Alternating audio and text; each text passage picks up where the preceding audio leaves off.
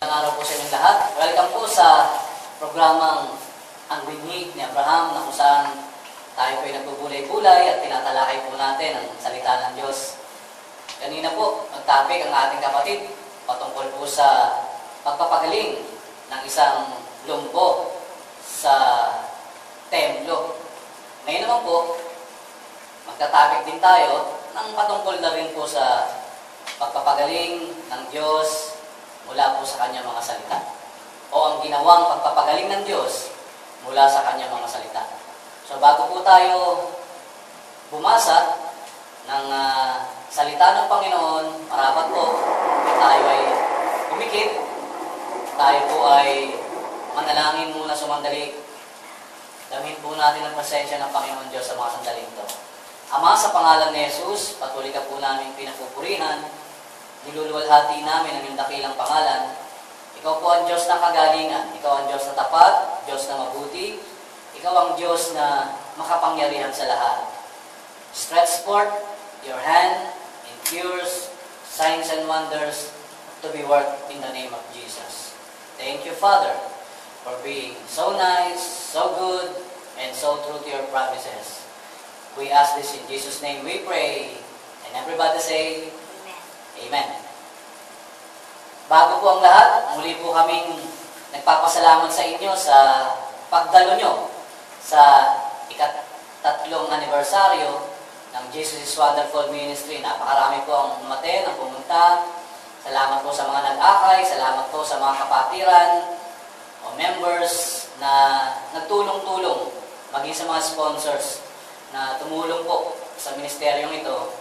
Kaya po naging maayos, naging maganda, at matagumpay ang ika-3 anniversary. At sa mga hindi pa po nakakadalo, pwede po kayong pumunta sa gawain po natin sa pangalan po ng Panginoong Kristo.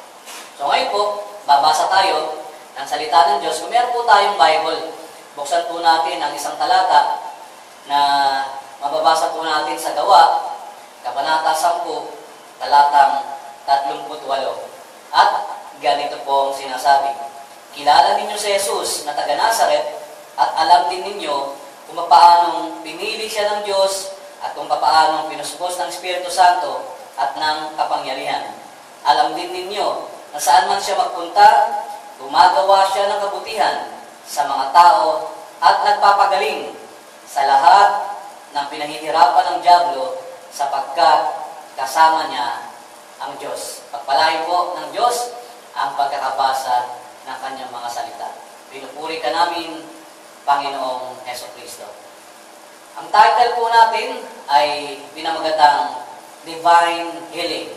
Sa mga nanonood, sa mga nakikinig, at nagbo-broadcast po ng programang ito, meron po kayong sakit, meron kayong maramdaman, panghawakan po natin ang pangako po ng Diyos sa sino mang nananalig sa kanyang mga salita. At anumang klase ng karamdaman, I tell you this, kaya pong pagalingin ng Panginoong Jesucristo, gaya po ng nabanggit kanina ng ating kapatid ng Sister Lumen sa kanyang pangangaral patungkol po sa pagpapagaling ng ating Panginoong Jesucristo na ginamit po si Peter, kaya po nakalakad ang isang lumpo. At itutuloy po natin, pagbibigay po tayo ng mga spiritual lessons kung paano po natin matatanggap ang kagalingan ito.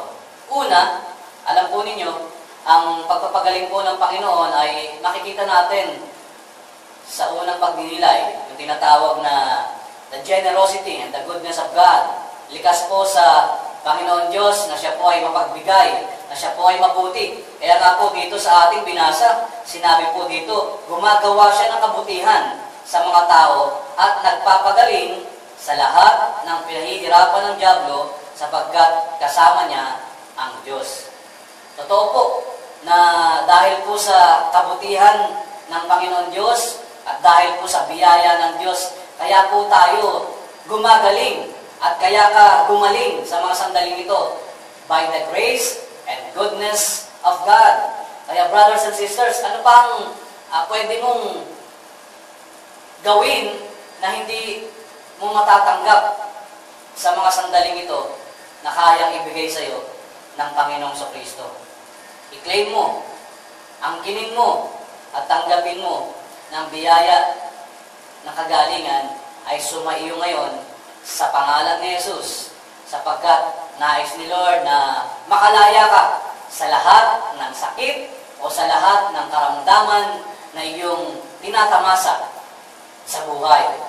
Regardless kung ano man ang sakit mo ngayon, hindi lang sa physical healing, kundi sa lahat ng area ng buhay mo. Kasi ang word na grace, ang word na goodness o kabutihan ng Diyos ay hindi lamang pang physical. Kaya kung meron ka rin sakit sa bulsa o meron kang cancer sa bulsa, pati yan, pagagalingin ng Panginoon. Kung meron kang sakit emotionally or mentally or psychologically or spiritually, lahat ng yan ay kayang lunasan ng Diyos. Amen? Papurihan natin ang Panginoon. Palakpakan natin si Lord. Praise God. Hallelujah. Number 2 na pwede po nating makita sa ating binasa o sa ating pagbasa ay ito. The Bible defines sickness as an enemy. Ang Biblia po ang may sabi na ang sakit po ay isang uri ng kalaban. Kasi maliwanag sa ating binasa na pinagaling ni Jesus sino at alin? Yaong mga inaalihan ng dyablo. Yaong inaalihan ng mga masasamang espiritu. Kaya, ang Diyos at si Jesus, pag may sakit ang isang tao, enemy yan sa Kanya. Kalaban yan sa Kanya. Bakit? Magbibigay ako ng isa pang supporting verses sa Biblia. Ito ay nangyari sa Luke chapter 13. Mula po sa verses 11 hanggang 13. Yung babaeng hukot, yung babaeng kuba, yung merong sakit sa tinatawag na scoliosis. Yan, parang si Shasha, sila Dom na Tolentino, yung mga ibang mga artista. Sakit daw yan ng mga magaganda. Purihin ng Panginoon. Hallelujah. Kaya lahat ng maganda, praise the Lord. Purihin ng Diyos. Buti na lang. Wala kayong sakit na scoliosis. So anyway, makikita po natin sa talatang ito na ang sabi po ay ganito. Luke 13:11 to 13, babasahin po sa inyo. Isang araw ng pamamahinga, si Jesus ay nagtuturo sa isang sinagoga. May isang babae roon na 18 taon nang may karamdamang sanhi ng isang masamang espiritu. Take note. Kaya ako sinasabi sa pangalawang pagninilay, the Bible defines sickness as an enemy. Again, dahil itong sakit ng babaeng hukot ay galing sa dyablo, galing kay Satan, galing sa masamang espiritu. Kaya ituloy natin ang pagbasa, siya'y nakukuba at hindi na makaunat. Nang siya'y makita ni Jesus, tinawag siya at sinabi, magaling ka na sa iyong karamdaman.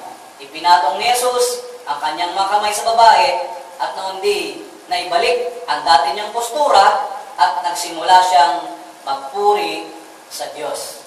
Brothers and sisters, may nakita akong revelation dito Gusto ba nating maibalik sa dating postura ang ating buhay? Not only in physical, kundi sa lahat ng area ng buhay natin. Ang kailangan mo ay si Jesus. Ang kailangan natin ay ang Panginoong Kristo na iunat niya ang kanyang kamay upang lunasan ang lahat ng sakit o karamdaman sa ating buhay. Gaya ng babaeng hukot, naging matuwid siya sa harapan ng Panginoong Jesus. Physically, dahil nawala ang sakit niyang scoliosis o nawala ang kanyang pagiging hukot o ang kanyang pagiging kuba. Alam nyo, maraming tao, hindi nga siya kuba physically, pero kuba siya sa maraming bagay. At nawa, ngayong napanood mo mula pa kanina sa broadcast ng Sister Lumen at hanggang ngayon sa abang lingkod na ito, patuloy na unatin ng Panginoon ang anumang sakit na ating taglay-taglay sa pangalan ni Jesus. Can you say amen? Palapakan naman natin ang Panginoon. Hallelujah.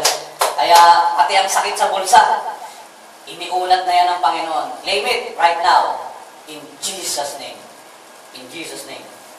Pangatlo, brothers and sisters, na dapat nating malaman bilang pagninilay kung paano nating tatanggapin ang kagalingan ay ito. The blood of Jesus. Ulitin ko the blood of Jesus. Yung dugo ni Jesus na umagos sa krus ng Kalbaryo. Yung dugo ng Panginoon na siyang nagbibigay lunas para sa ating lahat sa ikapagpapatawad ng ating mga kasalanan. O kapatid, ang Bible ang may sabi, deklarasyon po ng Biblia sa 1 Peter chapter 2, verse 24.